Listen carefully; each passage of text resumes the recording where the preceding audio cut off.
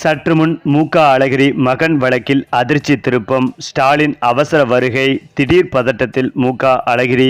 அதாவது தனக்கு மனநிலை சரியில்லாத காரணத்தினால் குவாரி முறைகேடு தொடர்பாக அமலாக்கத்துறை தொடர்ந்த வழக்கில் இருந்து தன்னை விடுவிக்க வேண்டுமென முன்னாள் மத்திய அமைச்சர் மு.க. அழகிரியின் மகன் துரை தயாநிதி சார்பில் மதுரை அமலாக்கத்துறை சிறப்பு நீதிமன்றத்தில் மனு தாக்கல் செய்யப்பட்டுள்ளது பரபரப்பை ஏற்படுத்தி வருகிறது.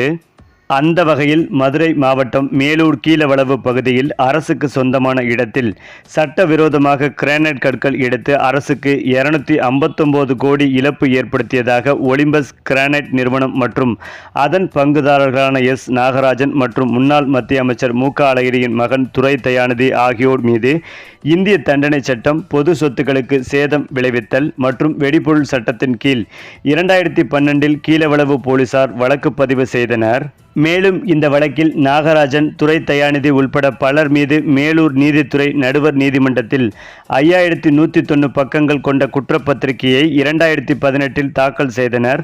இந்த முறைகேடு தொடர்பாக சட்டவிரோத பண பரிவர்த்தனை தடுப்புச் சட்டத்தின் கீழ் துரை தயாநிதி உள்ளிட்டோர் மீது அமலாக்கத்துறை தனி வழக்கு பதிவு செய்து விசாரித்து வந்தது.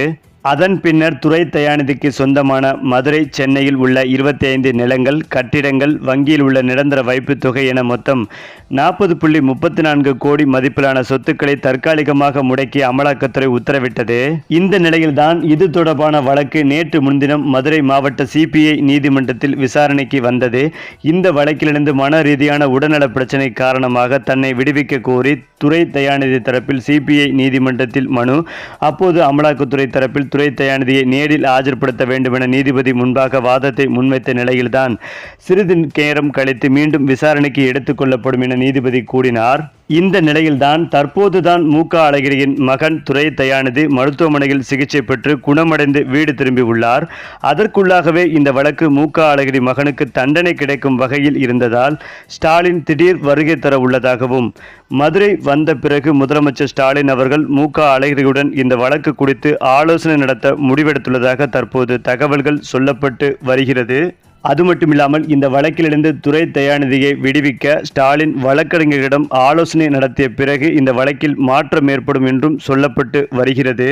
அது மட்டுமில்லாமல் நீண்ட வருடங்களுக்கு பிறகு அண்ணன் தம்பி சந்திப்பு நடந்தாலும் அண்ணன் மகனான துரை தயாநிதிக்கு ஒரு பிரச்சனை என்றால் உடனே ஸ்டாலின் களத்தில் இறங்கி அதை சரி செய்ய முயற்சி எடுக்கிறார் என்று திமுக தரப்பில் மிகவும் ஸ்டாலினை பாராட்டி வருகிறார்கள்.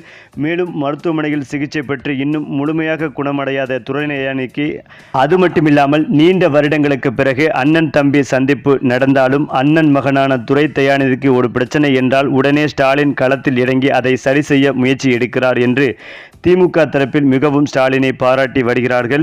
மேலும் மருத்துவமனையில் சிகிச்சை பெற்று இன்னும் முழுமையாக குணமடையாத துரை தயாநிதிக்கு ஆறுதலும் கூறி வருகிறார் ஸ்டாலின். சரி, இப்போ நீங்க சொல்லுங்க, மு.க. அழகிரியின் மகன் வழக்கு களத்தில் இறங்கிய முதலமைச்சர் ஸ்டாலின் இதை பற்றிய உங்களுடைய கருத்துக்களையும் உங்க கமெண்ட்ல சொல்லுங்க. மேலும் இந்த வீடியோ உங்களுக்கு பிடித்திருந்தால் லைக் பண்ணுங்க, ஷேர் பண்ணுங்க, மறக்காம நம்முடைய சேனலை சப்ஸ்கிரைப் பண்ணிக்கங்க.